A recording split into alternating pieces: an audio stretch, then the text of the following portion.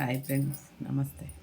కొంతమంది ఇలా ఉంటారు ఫ్రెండ్స్, వాళ్ళు చెయ్యరు, చేసేవాళ్ళని చెయ్యనీరు. ఇది కూడా మహాపాపం ఫ్రెండ్స్. మనకు చేత అయితే హెల్ప్ చేయాలి, లేదంటే ఎదటోళ్ళ చేత చేయించాలి. ఇది కరెక్ట్ ఫ్రెండ్స్. ఎందుకంటే ఈరోజు వాళ్ళకి కష్టం వస్తుంది, రేపు మనకు రావచ్చు.